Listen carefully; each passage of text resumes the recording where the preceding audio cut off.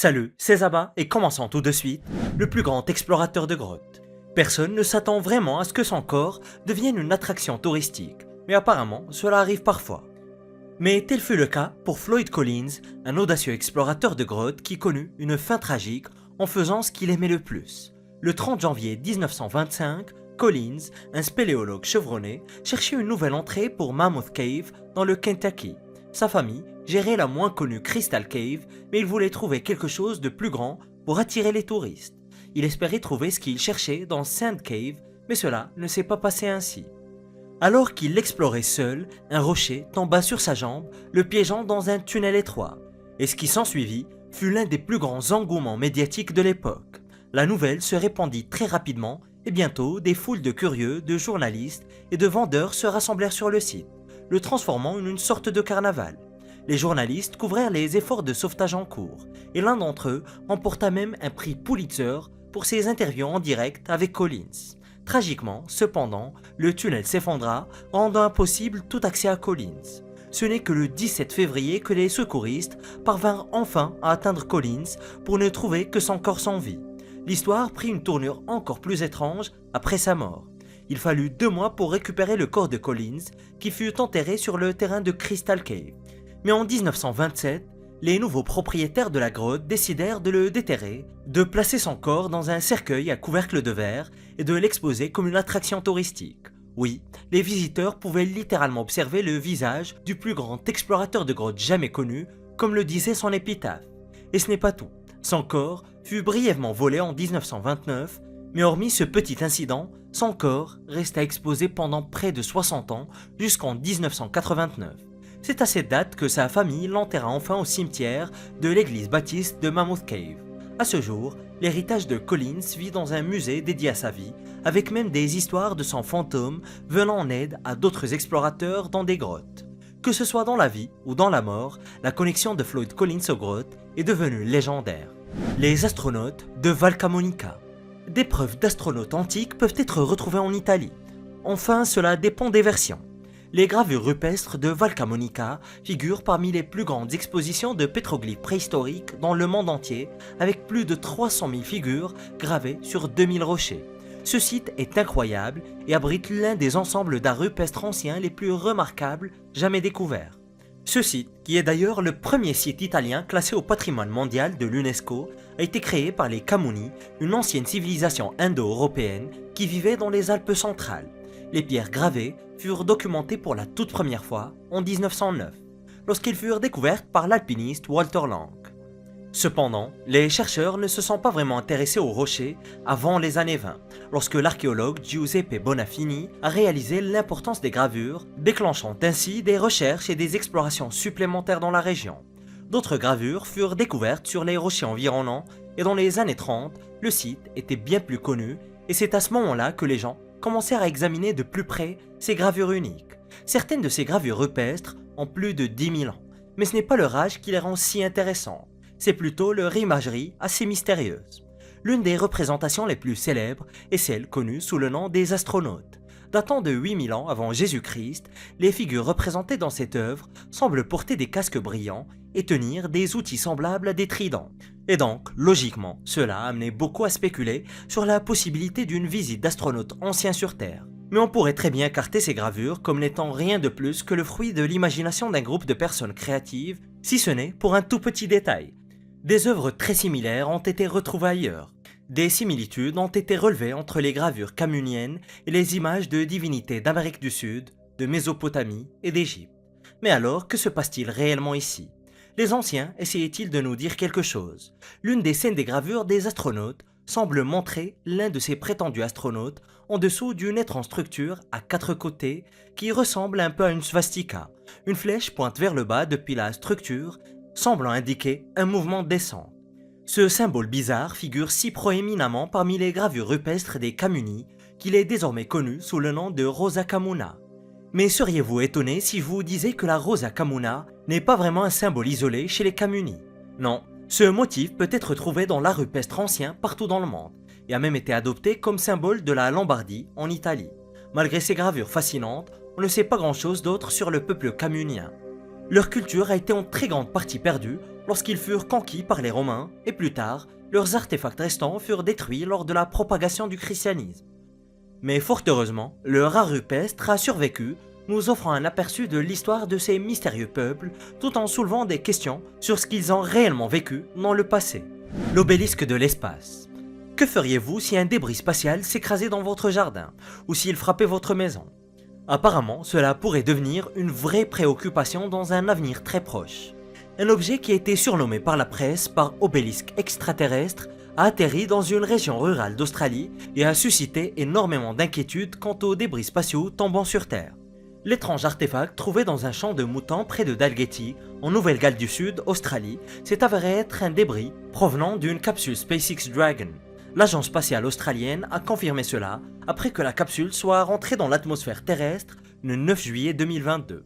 L'astrophysicien Brad Tucker a été alerté par 2 agriculteurs qui ont trouvé un objet carbonisé et pensaient qu'il pouvait s'agir de débris spatiaux. Tucker a fait un trajet de 2 heures jusqu'à la ferme et inspecté les débris calcinés. Il a déterminé qu'il provenait probablement de la capsule SpaceX lancée 20 mois plus tôt. Le grand objet, mesurant 3 mètres de hauteur, aurait été initialement pris pour un arbre brûlé. Cependant, un examen plus attentif a révélé qu'il était fabriqué à partir de matériaux conçus pour résister à la chaleur, comme de la fibre de carbone par exemple. Le morceau qui semblait faire partie de l'aile de la capsule s'est écrasé au sol. Heureusement, personne ne se trouvait à cet endroit, car cela aurait certainement tué quelqu'un. Tucker a décrit l'objet comme ressemblant à un obélisque extraterrestre. Il pesait entre 20 et 30 kg, mais n'avait pas encore été entièrement déterré. Et la chute de cet objet dans l'atmosphère a été observée par de nombreuses personnes, avec des rapports d'un bang supersonique et des lumières brillantes lorsque les débris se sont désintégrés dans l'atmosphère. Mais ce n'est pas la première fois que des débris spatiaux tombent sur Terre, mais des incidents comme celui-ci restent extrêmement rares. En fait, cet obélisque extraterrestre est le plus grand morceau de débris à avoir frappé le pays depuis 1979, lorsque des morceaux de la station spatiale Skylab sont tombés sur l'Australie occidentale. Et bien que les débris spatiaux tombent généralement dans l'océan, cet événement a soulevé énormément d'inquiétudes quant aux risques croissants liés à la chute de déchets spatiaux. Avec l'augmentation des activités spatiales, les experts se concentrent désormais sur le développement de technologies pour mieux contrôler les rentrées atmosphériques et réduire les risques pour les personnes au sol. La chose. Un fossile bizarre, surnommé la chose, est resté non identifié pendant près d'une décennie après avoir été découvert dans les profondeurs glacées de l'Antarctique en 2011. Le fossile ressemblait presque à un ballon de rugby dégonflé. Les scientifiques chiliens qui l'ont découvert n'avaient aucune idée de ce que c'était. Alors, ils l'ont laissé de côté dans une salle de stockage du Musée national d'histoire naturelle du Chili. Ils ignoraient qu'ils étaient tombés sur quelque chose de vraiment extraordinaire. Et si vous êtes vraiment joueur, arrêtez la vidéo un instant, écrivez-moi dans un commentaire votre meilleure supposition avant que je ne révèle ce que c'était. Allez, je vous laisse admirer un instant. Il a fallu des années, mais les chercheurs de l'université du Texas à Austin ont finalement résolu le mystère en 2020. Il s'agissait d'un œuf à coquille molle massif, vieux d'environ 66 millions d'années, avec plus de 28 cm de long et 18 cm de large. C'est tout bonnement le plus grand œuf à coquille molle jamais découvert et le deuxième plus grand œuf de tous les animaux jamais répertoriés. Mais ce n'est pas tout. Cet œuf a probablement été pondu par un reptile marin éteint, comme par exemple un mosasaure, que les chercheurs ne soupçonnaient même pas de pondre des œufs. Ça ne s'invente pas. Lucas Legendre, le principal chercheur, a expliqué que bien que l'œuf soit immense, il ne ressemblait en rien à un œuf de dinosaure. Il ressemblait davantage aux œufs des lézards ou des serpents modernes, mais pondu par une énorme créature marine ancienne. Cette découverte a repoussé les limites de ce que les scientifiques pensaient possible en matière d'œufs à coquille molle. Le fossile a été découvert sous la neige et la glace par David Rubila Rogers et son équipe en 2011. Il a montré à de nombreux géologues, mais personne n'a pu déterminer ce que c'était avant que Julia Clark, de l'université du Texas à Austin, ne l'examine en 2018. Et après l'avoir observé, elle a eu un moment d'illumination et a réalisé qu'il s'agissait probablement d'un œuf dégonflé. Des analyses supplémentaires ont confirmé que le fossile comportait plusieurs couches de membrane, prouvant que c'était bel et bien ce qu'elle pensait.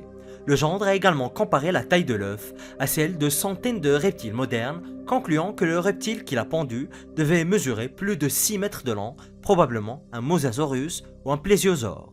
Mais ce qui était encore bien plus convaincant, c'était la découverte de squelettes de bébés mosasaures et plésiosaures à proximité, suggérant que cela aurait pu être un site de nidification pour ces géants marins. Et les chercheurs débattent encore de la manière dont cet énorme œuf a été pendu.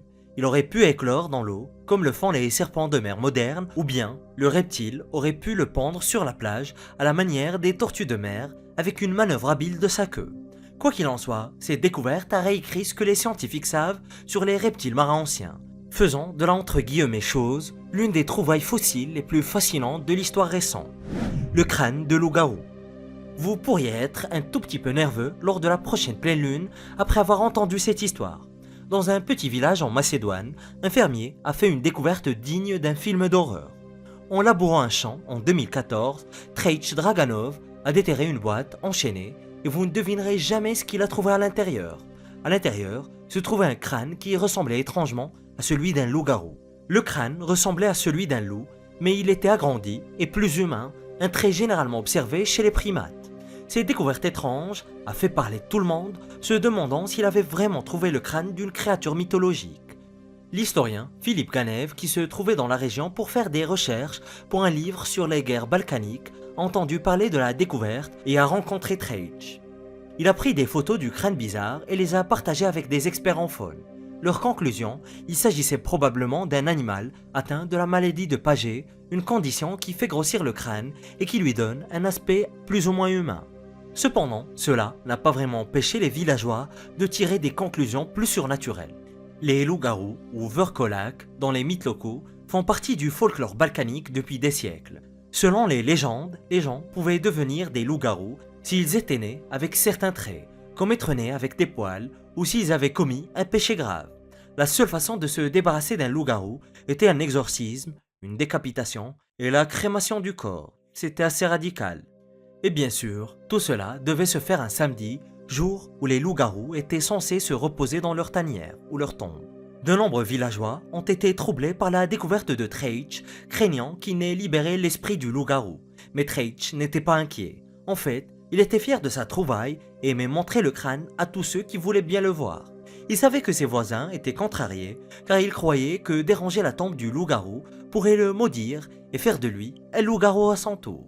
Il ne s'en préoccupait pas, il a confié à Philippe Ganev « Si c'est maintenant mon destin, qu'il en soit ainsi ».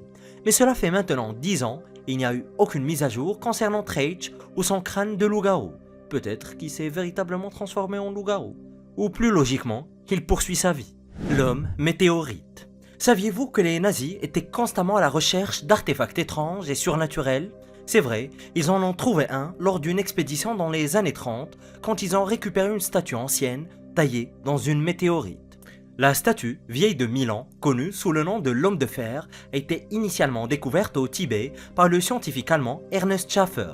Son expédition était soutenue par Heinrich Himmler, un très haut responsable nazi qui croyait que le Tibet détenait des liens mystiques avec la race aryenne.